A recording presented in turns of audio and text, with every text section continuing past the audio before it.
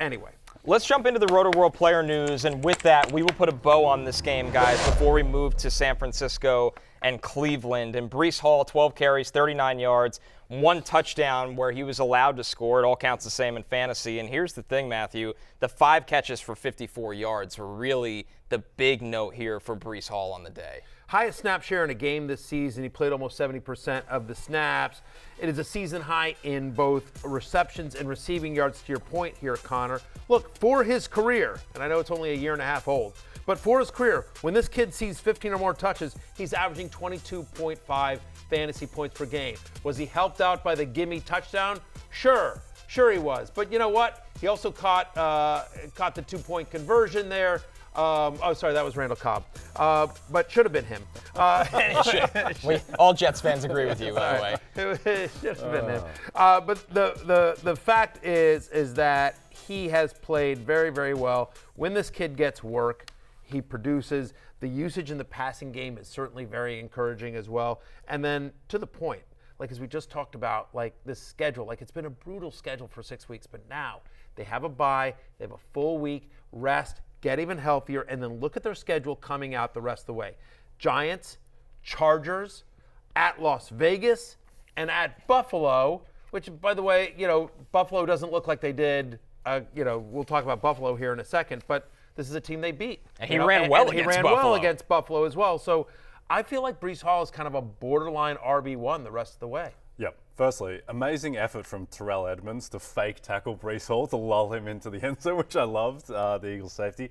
I think that the 2 most important stats for Breece Hall out of this game, Dalvin Cook 3 carries, Dalvin Cook 1 target. Dalvin Cook is not part of this offense anymore. No. It's entirely, we talked preseason about when would it flip to Breece and would it still be 60-40? Well, I think it's flipped to him more quickly than anyone expected. And it's not 60-40, it's like 85-15 at this point. Quick question for you. Who gets back on the field in a significant way sooner, Dalvin Cook or Aaron Rodgers? Because you guys saw the video. Aaron Rodgers walking around. He was on the field pregame, throwing balls, no crutches, some sort of crazy ayahuasca. I don't know what's going on in that guy's body, but like he's some sort of, physical modern miracle over here. Yeah, Aaron Rodgers actually injected ayahuasca into his ankle and it's repaired his Achilles. Whatever you told me. He's coming back after the bye.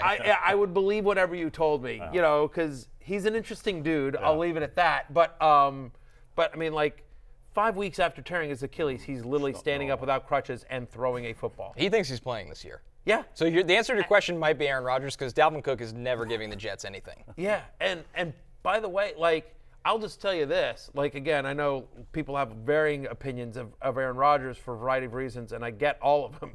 But I'll say this specifically about that guy. Like, if there's ever a guy in the NFL you don't want to doubt, it's Aaron Rodgers. If Aaron Rodgers says he's playing this year, I'm betting on that. I don't like betting against Aaron Rodgers. When you bet against Aaron, I think you lose. Jay, on the other side of this game for the Eagles pass catchers, the Jets suiting up a couple practice squad cornerbacks, and A.J. Brown clearly took advantage. 7 catches on 10 targets for 131 yards. But a more quiet day for DeVonta Smith and a dreadful drop in this game that I've never seen all the years I've watched DeVonta Smith from college to the pros. He did not look right at all in this one. No, I think he was just a little bit rattled maybe by his recent form, but the fact that he got 11 targets, the fact that he had the drop, like, he will be fine. I'm not worried about DeVonta Smith. A.J. Brown is just quietly an absolute monster this season after the concerns about him early and getting upset on the sideline. I mean, he's been a top 5 wide receiver in the NFL pretty clearly. It's just Jalen Hurts just isn't right, Matthew. How do you feel? You abandoned him as your ride or die, and now all of a sudden he's kind of, he hasn't melted, but he's not been very good. Yeah, I think he's been inconsistent NFL-wise. Fantasy-wise, he's been fine. I mean, again, so many quarterbacks were brutal yesterday. Scoring was down across the NFL, both fantasy and real-life NFL. You say I'm not worried at all about DeVonta Smith. I'm worried a little bit. Look, I'm encouraged by the 11 targets. I'm encouraged by the fact that they tried to get him involved early. He did catch a reception on the first drive. That cash is from me in Penn State, Blake. We've been riding that all season long in terms of the Eagles figuring out where they need to show some love early on and catching receptions. So we appreciate that. But he's now been under 50 receiving yards in 4 of 6 games so far this season. Single-digit fantasy points in 3 or 4, and I agree with you. The narrative changes if he comes down with that ball. I mean, again, there were definitely some big plays. I feel like he also, there was a pass interference as well. But I'll say that I think coming into the season, the narrative was, and this is one that I echoed, so I'll own this, was just like, it's 1A and 1B. You prefer A.J. Brown, DeVonta Smith, but not by much. And there's basically a round difference between the two of them, and that these were guys that from week 2 on last year were basically the same fantasy wide receiver. And so there was, wasn't a ton. We preferred A.J. Brown to DeVonta Smith, but not by much.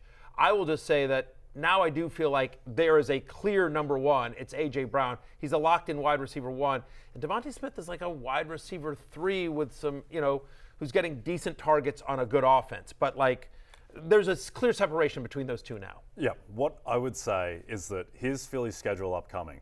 Miami, Washington, Dallas, Kansas City, Buffalo, San Francisco, Dallas, Seattle. That's completely insane. That's the hardest stretch that any team left to play this season. And I think that is actually good for DeVonta Smith's fantasy value because they're not going to be able to do the thing where they just play ball control and run it for 40 minutes. They're going to have to be throwing. And in games that they're not, they're playing bad secondaries like Washington's, Miami's upcoming. I think DeVonta Smith is going to get more volume and he'll be fine. Hey, it's Matthew Berry from NBCSports.com and Rotoworld.com, and I want to thank you so much for watching whatever it is you just watched, or if nothing else, being too lazy to click out of the autoplay after this video started, after whatever it is you actually wanted to watch finished. But now that you're here, I'd like to take a moment here to ask you respectfully now, okay? I'm asking you respectfully to subscribe to the NFL on NBC YouTube channel. You'll get the latest Roto-World fantasy news headlines, all sorts of great shows, including my own Fantasy Football Happy Hour. So go subscribe now. Again, I'm asking respectfully.